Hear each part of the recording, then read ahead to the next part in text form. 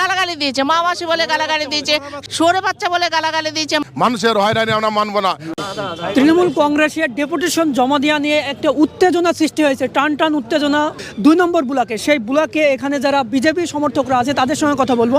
তারা বলছেন যে তাদের পূর্ব পরিকল্পিতভাবে তারা ডেপুটেশন সেটা জমা দিয়েছেন, সেখানে বিজেপি সমর্থকেরা এসে উত্তেজনা সৃষ্টি করছে। সেটা দেখুন, সবচেয়ে বড় কথা, ওনারা কবে ডেপুটেশন দিয়েছেন না দিয়েছেন অ্যানাউন্সমেন্ট করে দেননি, ওটা ওনাদের দিতে যাচ্ছেন অ্যানাউন্সমেন্ট, ওরা দিচ্ছেন বা দিতে যাচ্ছেন। কিন্তু আমাদের এই যে এখানে ক্যাম্পটা হয়েছে, এটা হচ্ছে নির্বাচন কমিশনের নির্দেশ অনুযায়ী, হ্যাঁ, যে যারা বাদ গেছে বা যারা ভোটার ইয়ের থেকে অসুবিধা আছে তাদের এখানে এই ক্যাম্প করে, এসআর ক্যাম্প করে তাদের সাহায্য করা।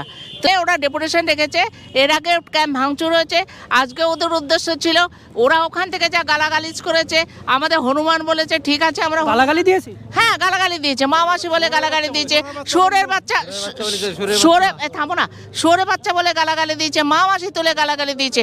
আমরা অভদ্র, তোমরা তো ভদ্র, তোমরা কেন এই গালাগালি দিচ্ছ? আমাদের ছেলেরা কেউ গালাগালি দেয়নি বা আমার ক্যাম্পের বাইরেও কেউ পা রাখেনি। তো সেই জায়গাটা থেকে উত্তেজনা ওরা ছড়াচ্ছে, ওরা চাইছে কোনো রকমে যাতে বিজেপিকে আমরা দমিয়ে রাখতে পারি।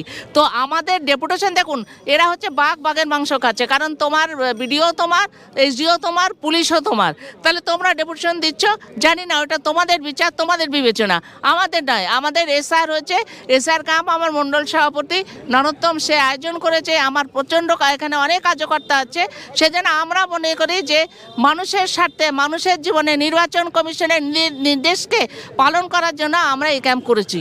আজকে হঠাৎ করে ডেপুটেশনের নাম করে ওরা আজে বাজে গালিগালাজ, যেমন আমার দিদি বলল সেরকম উল্টোপাল্টা গালিগালাজ, বাদর থেকে হনুমান থেকে শুরু করে সুরের বাচ্চা পর্যন্ত ওরা কিন্তু আজকে বলেছে। তো সেখানে তার রেকর্ড আছে, আপনারা যদি মনে করেন যে আমাদের কাছে রেকর্ড দেখবেন, আপনারা রেকর্ড দেখতে পারেন। তাহলে এই ধরনের ভাষা যারা প্রয়োগ করে তারা আবার বাংলা ভাষা নিয়ে আন্দোলন করে বেড়ায়। আর আরেকটা সবচেয়ে বড় কথা, আজকে যখন এসআইআর প্রক্রিয়া চলছে, এর মধ্যে কি করে ডেপুটেশন হয়? আপনারা কেন জয় শ্রীরাম দিচ্ছেন? তারা তো ডেপুটেশন জমা দিচ্ছে।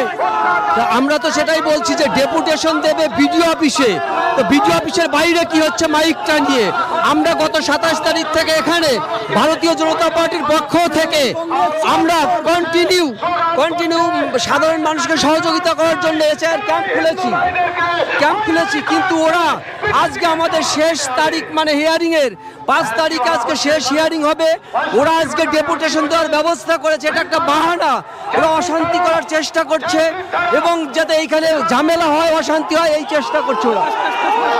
আমরা বিডিও অফিসকে আজকে গণট্রেনের মাধ্যমে বলতে চাই, মানুষের হয়রানি আমরা মানবো না। সে বিজেপিকে ভোট দিতে পারে, সিপিএমকে ভোট দিতে পারে, তৃণমূলকে ভোট দিতে পারে, কংগ্রেস দিতে পারে, আমাদের প্রত্যেকটা ভোট যাতে আমাদের মানুষের অধিকার থাকে তার জন্য আমরা লড়াই করছি।